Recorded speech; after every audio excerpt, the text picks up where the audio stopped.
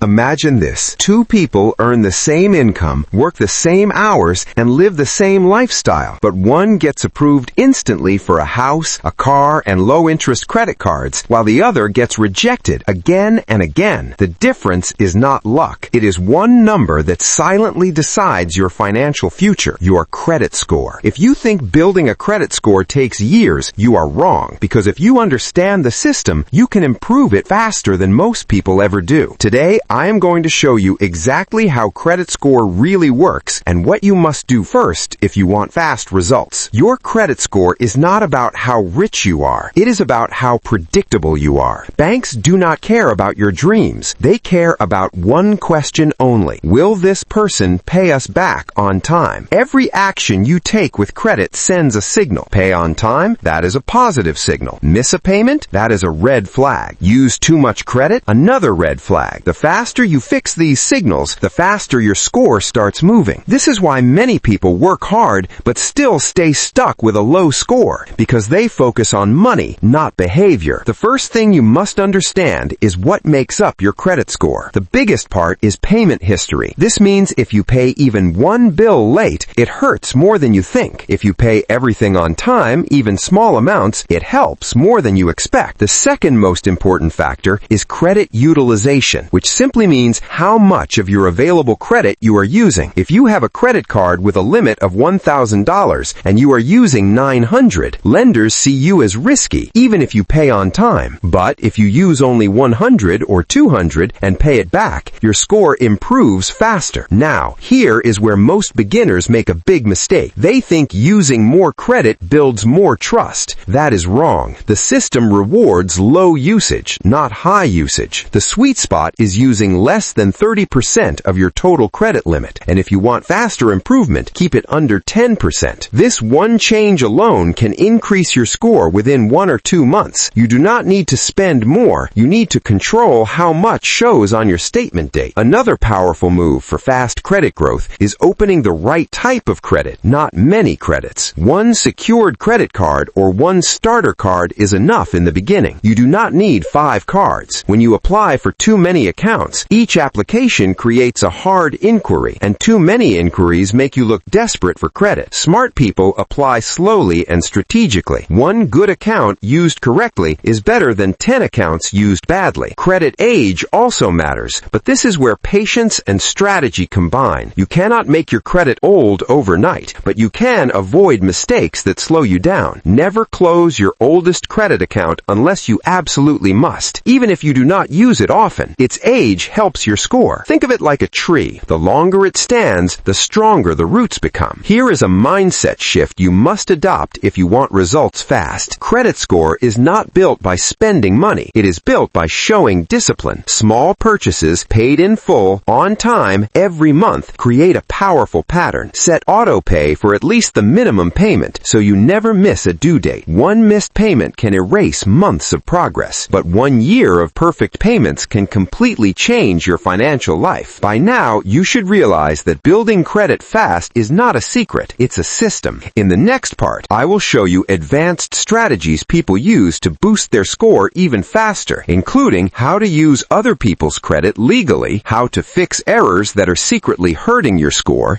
and how to position yourself for approvals even with a low or new credit profile. Now let us talk about the strategies that can accelerate your credit score even if you are starting from zero or recovering from a low score. One of the fastest legal ways to boost your credit is becoming an authorized user on a well-managed credit card. This means someone you trust adds your name to their card, but you do not even need to use it. If that card has a long history, low balance, and perfect payment record, that positive history can start reflecting on your credit report. For many people, this alone creates a noticeable jump within a few weeks. Another hidden factor that slows people down is errors on their credit report. Yes, mistakes happen more often than you think. Late payments that were actually paid on time, accounts that do not belong to you, or balances that are reported incorrectly can silently drag your score down. Checking your credit report and disputing these errors is like removing extra weight from your back. Once corrected, your score can increase without you spending a single dollar. Now let us discuss something most people ignore: timing. When you pay your credit card matters just as much as how much you pay. Credit bureaus usually see the balance that appears on your statement closing date, not your due date. This means you can use your card, but if you pay it down before the statement closes, a low balance gets reported. This one timing trick can make you look extremely responsible, even if you use your card regularly. Credit mix is another small but useful booster. Lenders like to see that you can handle different types of credit, such as a credit card and a small installment loan. This does not mean you should take unnecessary loans, but if you already have something like a small personal loan or a phone installment plan and you pay it on time, it strengthens your profile. The key is balance, not excess. If you already have missed payments in the past, do not panic. Time and consistency are your best tools. But there's also a smart move called a goodwill request. You can contact the lender, explain your situation honestly, and ask them to remove a one-time late payment as a gesture of goodwill. This does not always work, but when it does, the impact on your score can be huge. One more thing you must avoid if you want fast results is closing accounts out of fear. Many people think closing a card improves their score, but often it does the opposite. Closing a card reduces your total available credit, which increases your utilization ratio. Unless the card has high fees or causes bad habits, keeping it open and barely using it is usually the smarter move. Building credit fast is about playing defense and offense at the same time. On defense, you protect your score by never missing payments, keeping balances low, and avoiding unnecessary applications. On offense, you use smart tools like authorized user accounts, proper timing of payments, and correcting report errors to move your score upward faster. If you stay consistent with these steps for just 3 to 6 months, your credit profile can look completely different. What once felt like a closed door starts opening, slowly, then all at once. In the final part, I will explain how to maintain a high credit score long term and how to use it wisely so it works for you, not against you. Now that your credit score is improving, the real game begins, keeping it high and using it wisely. Many people build a good score and then destroy it because they forget one simple rule. Credit is a tool, not free money. The moment you start treating credit like income, your score starts falling again. High credit scores belong to people who borrow less than they can afford and pay faster than required. The first rule of maintaining a high credit score is consistency. Do not change what is working. Keep paying on time, every time, without excuses. Even one late payment can stay on your report for years. Automation is your best friend here. Set auto payments so the system works even when you forget. Discipline beats motivation every single time. The second rule is controlled growth. As your score improves, banks will start offering you higher limits and new cards. This feels exciting, but this is where people make mistakes. You do not need to accept every offer. Higher limits are good because they lower your utilization, but opening too many accounts too fast can hurt your score. Accept increases on existing cards first before opening new ones.